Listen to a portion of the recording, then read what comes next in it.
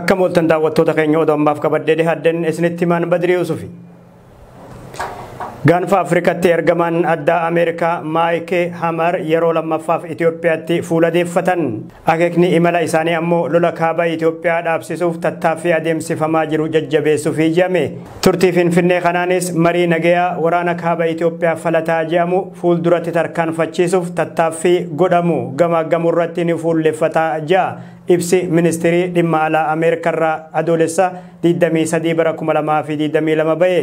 Kana malees dhiheessii deeggarsa namooma fi akkaataa namoonni lola kaabaa keessatti sarbamiinsa mirga namoomaa raawwatan itti gaafatamoo ta'an irratti ni mari'atus jiran. Aangawaan Ameerikaa kun erga lolli kaaba Itoophiyaatti dhoohee nama sadaffaa muudaman yeroo ta'u isa lammaffaaf gara Finfinneetti imaluu isaaniiti. Imala amma duraatiin itti aanaa ministeera muummee Itoophiyaa Obbo Dammaqee Mokonnon waliin dubbatuun isaanii ni yaadatama. Akka ibsa kanatti Ameerikaan Itoophiyaa keessatti saba hundaaf nagayaaf badhaadhinni akka dhufuuf akkasuma adeemsa siyaasaa hunda hammataa deeggaruu fi hojii dippiloomaasii jajjabeessuuf kutattuudha. Waraanni bilisummaa Oromoo marii biyyaalessaa hunda hammataa irratti argamuuf fedhii qabaatu ibsus garuu qaamoleen rakkoo siyaasaa Itoophiyaa mariin furuuf mootummaa federaalaa fi TPLF jidduu naannawan waraana bilisummaa Oromoo qunnamanii qaama marii akka ta'uuf yaada itti dhiheessan hin qaban.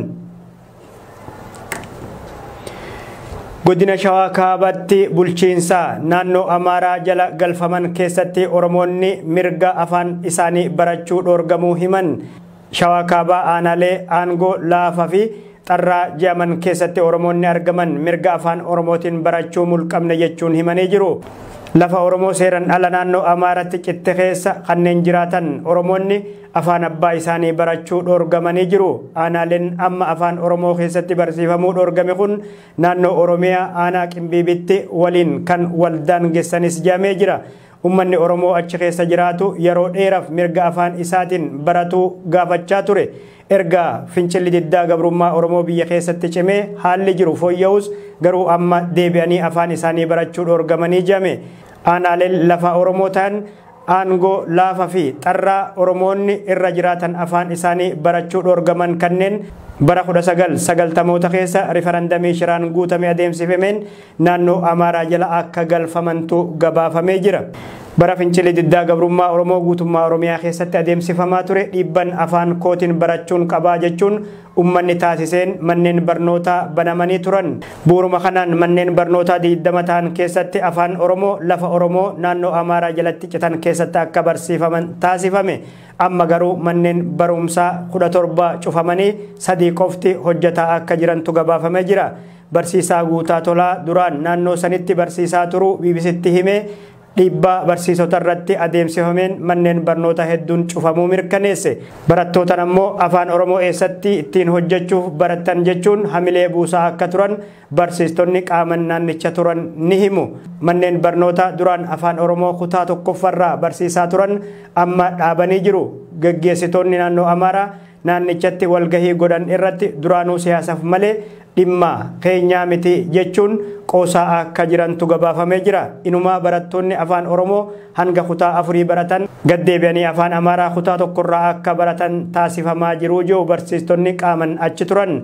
Dhimma kanarratti hooggantoonni naannoo Amaaraa dhimmi ilaallatu deebisaa laatuuf hayyamamoo miti. Hoogganaan itti aanaa Biiroo Barnoota Oromiyaa Obbo Ifreem Tasammaa ammoo naannoo Oromiyaa deeggarsa laatuu irraa kan hafe dhimma naannoo biraa keessa seenee waan murteessuu danda'u hin qabu jechuun BBCtti himanii jiru.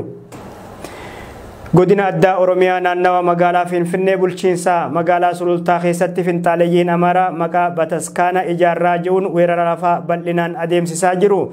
Tibba kana ammoo bulchiinsi magaalaa Sulultaa namoota 9 kanneen golgaa amantiin saamicha lafaa adeemsisaa jiran to'annoo jala oolchuu ifa godhe. Akka gabaasaaleen ibsanitti weerarri lafaa finxaaleeyyii Amaaraa kun bulchiinsa magaalaa Sulultaa ganda Qasoo Wasarbii keessatti ni cima.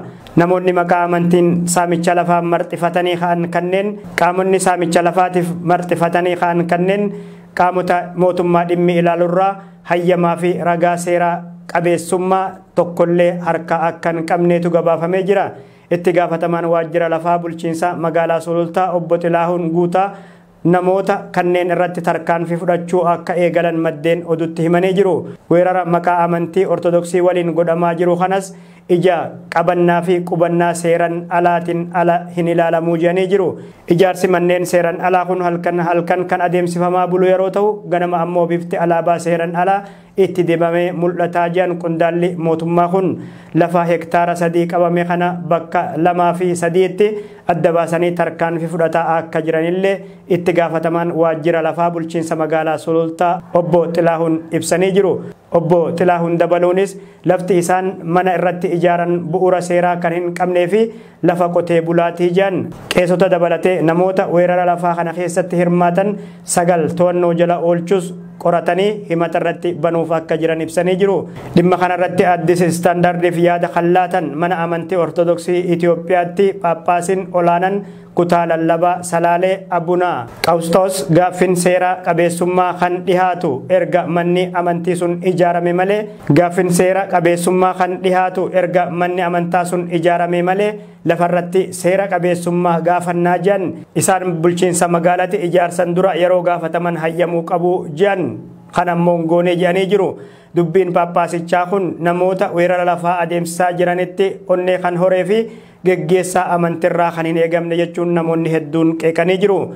Finxaaleyyiin Amaaraa yeroo adda addatti tooftaalee fudhataman qabne maqaa taabootiin hawaa keessaa bu'e jechuun amma dura naannawa magaalaa Finfinnee koyyee faccetti seeran ala lafa qabatanii turan. Bifa wal fakkaatuun magaalaa Galaan ganda caffeetumaa keessattis amma dura namoonni sabaan Amaara ta'an taabootiin lafa tana keessaa argame soba jedhu qabatanii lafa ummataa qabatanii akka turan ni yaadatama. Yeroo ka'aa jaamanitti ammoo taabootiin ka'uu dide jechuun gogoomsaa jaarraa kana keessa fudhataman qabneen naannicha goolaa akka turan ni yaadatama. Yeroo sanitti ammoo luba Balaay Mokonnin rabbi raajii hojjechuu danda'a garuu gogoomsan akkasii amantii miidhaa jechuun isaanitis kan yaadatamu.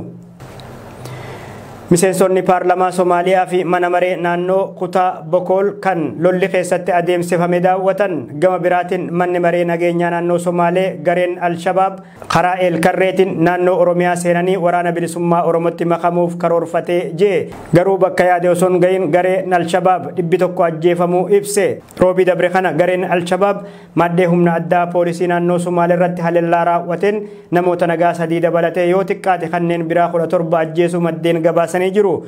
Garuu Al-Shabaab haleellaa aanaalee Yeedii fi Aatoo daangaa Itoophiyaatti dhihoo keessatti fudhate kanaan humnoota mootummaa Itoophiyaa 87 ol ajjeesuu fi miseensota humna addaa naannoo Somaalee garii booji'uuf kaanis madeessuu ibse.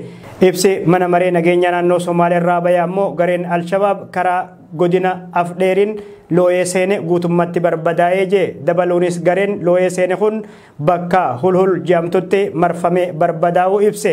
Itti fufuunis garichi karaa aanaa Eelkarreetiin dabree naannoo Oromiyaa seenuun garee shaneetiin walitti makamuuf kaayyeeffatee ture jaa ibsi kun. Garuu bakka yaade osoo hin gahin konkolaattonni qabatee imalaa ture 13 gubatuun kan hidhannoo fi galaa fe'atanis booji'amuu eeree jira. Operationii guyyoota 3f adeemsifameen hidhattoonni garichaa 100 ajjeefamu manni maree nageenya naannoo Somaalee ibsee jira. Maddeen Somaaliyaa ammoo lolli kan adeemsifame guyyaa tokko qofa akka ta'etti kan gabaasan. Garuu mootummaan Itoophiyaa operationii guyyaa 3 miseensota Al-Shabaab 100 ajjeesuudha kan hime. Al-Shabaab ammoo tooftaa hatattamaan haleelanii fagaachuu fayyadamee maddee guddicha mootummaa daaressuu ibse. Humni addaa poolisii naannoo Somaalee kuma hedduu ta'an ammoo yeroo amma naannoo hulhul aanaa Hargeellee keessatti garee Al-Shabaab waliin falmaa akka jiranis gabaafamaa jira. Miseensonni paarlamaa Somaaliyaaf mana maree kutaa Bokool aanaa Eelbardee keessatti naannawa lolli keessatti adeemsifamee jedhamu Yeed, Aatoo fi Washaqoo daawwatanii jiru. Humni addaa poolisii naannoo Somaalee daangaa Somaaliyaa cabsee seene lammiilee nagaa irratti miidhaa geessisee jechuun BBC afaan Somaaleetti kan himan miseensa paarlamaa biyyattii Ahmad Sheikh Muhammadi. Injifannoo mootummaa Itoophiyaaf Al-Shabaab kana maddeen walabaa hin mirkaneessine. Gama biraatiin waraanni bilisummaa Oromoo dhimma Al-Shabaab Oromiyaa seenee isatti dabalamuuf je'u kan mootummaan Itoophiyaa amma hime kanarratti ibsa laateen qabu. Mootummaan Itoophiyaa akkuma sirnoota dabranii qabsaa'ota Oromoo sadarkaa idil addunyaatti shororkeessuuf dhama'aa jira je'u namoonni yaada kana morman. Federeeshiniin kubbaa miilaa Oromoo kaaba Ameerikaa mata duree torban tokkummaa jedhuun geggeeffamaa ture kaleessa galgala milkiin xumurame. Osfaanan waggoottan 25 dabran mata duree adda addaatiin geggeeffamaa ture.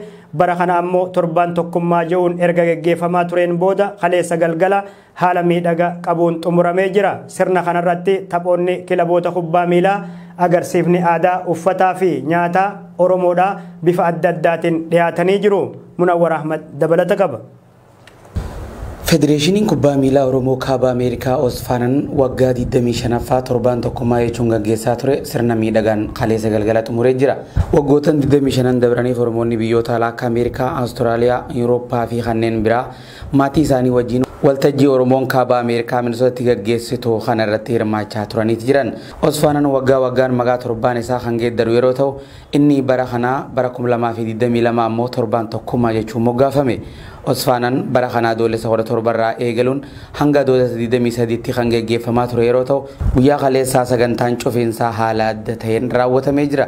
Galgala cufiinsaa Osfaanaa kanarratti artistoonni Oromoo bebbeekamoon akka artistii Taaddalaa Gammachuu, artistii Muktaar Usmaal, artistii Radiinaa Dirree, artistii Habtaamuu Lammuu fi kanneen biraatis hirmaataniiti jiran. Kana malees galgala cufiinsaa galma bashannanaa keessatti piroofeesaroonni fi doktoroonni baay'een kan argaman yeroo ta'u sagantichi akkuma maqaa isaa moggaafametti torban tokkummaa haala gaariin xumurame. Pireezidaantii Osfaanaa ta'uun tajaajilaa tan jirtu Aadde Makfiraa Jaaman Nuuree gaggeessituu dubartii seenaa Osfaanaa keessatti hojii jajjabduu hojjettee jedhamuun faarfamaa fi badhaasonni garaagaraa kennamaafii ture. Aadde Makfiraan dubartoota keessaa dubartii jalqaba Osfaanaa hooggante yeroo taatu bara hooggansa ishii keessatti wantoota garaagaraa seenaa Osfaanaa keessatti haarayatan hojjettee jirti. Haaluma kanaan adoolessa 17 bara 2022 magaalaa Minisootaa keessatti daandiin haayiweey riqicha guddaa laga Misisippii irratti ijaarame halluu alaabaa Oromoo qabuun faayamee halaalarraa mul'ataa ture. Yeroo sanitti suuraan riqicha halluu alaabaatiin faayamee fuula feesbuukii Osfaanaa irratti maxxanfame. Osfaanaa 2022 torban Oromoo Minneapolis Oromiyaa xiqqoo galgala kana akkana fakkaata. Uummanni Oromoo addunyaa mararraa gara Osfaanaa dhufuuf karoorfattan hundi bara 2022 Minneapolis alaabaa keessaniin magaalaa ibsuun isin simanna jechuun haala durirraa godhamee hin beekneen namoonni baay'een gammadanii riqicha jalatti suuraa ka'uun marsaalee hawaasummaa irratti maxxansaa turan. Guyyaa kaleessaa sirna cufiinsa Osfaanaa irratti kilaboonni kubbaa miilaa Oromoo torban guutuu dorgommii irra turan calalamuun gareen madda walaabuu fi burqituu jidduutti dorgommii cifaa gaggeeffameen maddi walaabuu garee burqituu 4 fi 3 injifatee waancaa fudhatee jira. Osfaanaan bara kana osoo torban tokkummaa hin jalqabin dura bu'uureffama isaa fi namoota dhaabbaticha keessatti shoora olaanaa taphatan irraa dookumantarii gabaabaa qopheessuun maxxansee ture. Kaayyoon isaa jalqabaa dhalattoota Oromoo biyyoota alaa keessa jiraatan waltajjii tokko irratti walitti fiduun wal barsiisuu, kilaboota garaagaraa uumanii dorgommii ispoortii gaggeessuu fi jiruuf jireenya hawaasa Oromoo biyyoota alaa keessa wal barsiisuun muuxannoo waliif qooduufaa dabalata. Osfaanaan erga jalqabamee waggoota 25 dabran kana hojiilee jajjabduu hojjetaa kan ture yeroo ta'u Oromoota biyyoota alaa qofa osoo hin taane kanneen Oromiyaa keessa jiraataniinis dinqisiifatamaa ture. Tole daawwattoota keenya oduu namaaf qabannee dhiyaanne isaan